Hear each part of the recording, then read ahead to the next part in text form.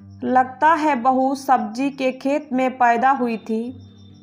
रीना, यह क्या सब्जी मंडी खोलनी है क्या? घर में नीलेश ने रीना को सब्जियों का ढेर साफ करते हुए देखकर कहा। सब्जी मंडी जनाब, इसमें से आलू और प्याज को छोड़कर बाकी ये सिर्फ 2 दिन की सब्जियां हैं क्या? नीलेश ने लगभग खींचते हुए कहा। जी हाँ, रीना ने अभी ही सुकून से जवाब दिया है। तभी सासू माँ के भड़बड़ाने की आवाज़ आई। अरे ऐसे ही तो उड़ा रही है मेरे बेटे की कमाई को। लगता है जैसे मायके से 2-4 बीघे खेत लिखा कर लाई है। सब्जी के खेत में ही पैदा हुई है महारानी जी। रीना ने सांस भरते हुए कहा। सिर्फ स्टार्ट हो गया मम्मी का रेडियो, अब फुर्सत आधे घंटे के लिए। लेकिन रीना, क्या वाकई यह सिर्फ 2 दिन की सब्जी है?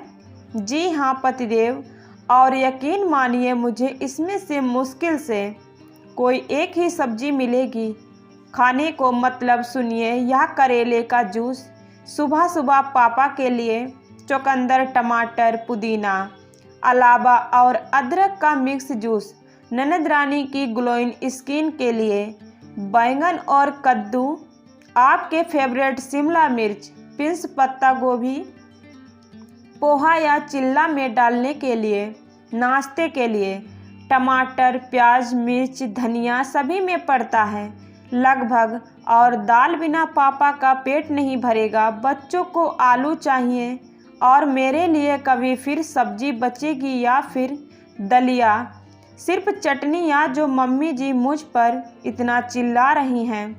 अगर इनकी थाली में 2 से कम सब्जियां हुई तो ये थाली को हाथ भी नहीं लगाएंगी। और यह सारे काम सब्जियां खरीदने व साफ करने समेत मैं करूंगी। सब्जी के खेत में पैदा हुई हूँ ना? रीना ने फीकी मुस्कान व उदास आंखों से कहा। नीलेश को ना जाने क्यों रीना की उदास आंखें बा उतरे चेहरे ने रात में सुकून से सोने ना दिया और अगली सुबह एक नई रोशनी लेकर आई। अम्मा, आज से सब्जी खरीदना आपकी जिम्मेदारी है।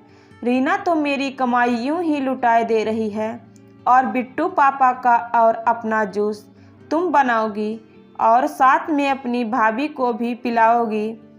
देखो कैसी लगने लगी है। नीलेश ने सबको आदेशित किया।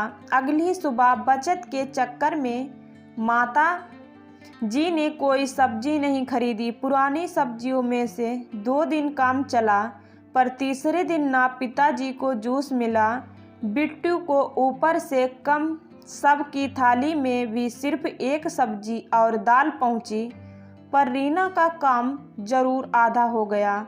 1 हफ्ते बाद वह मैं कह रही थी कि बेटा नीलेश, अब इस उम्र में मुझसे यह जिम्मेदारियां नहीं उठाई जाती।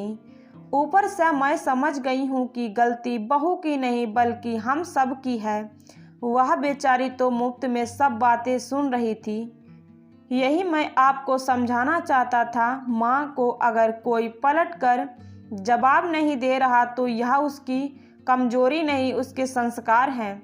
और खेत में आपकी बहू नहीं, हम सब पैदा हुए हैं, तभी एक सब्जी में किसी का पेट नहीं भरता। ऊपर से सारा काम भी उसी पर पड़ता था।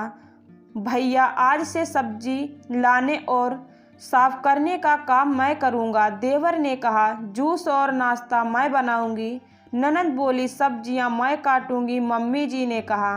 और घर में रोज़ किसी एक के पसंद की सब्जी और दाल बनेगी ताकि बजट भी ना बिगड़े और किसी को अतिरिक्त मेहनत भी ना करना पड़े। और मैं सोच रहा हूँ कि घर पर किचन गार्डन शुरू कर दूँ ताकि सेहत भी सही रहे और बजट भी, पिताजी ने कहा।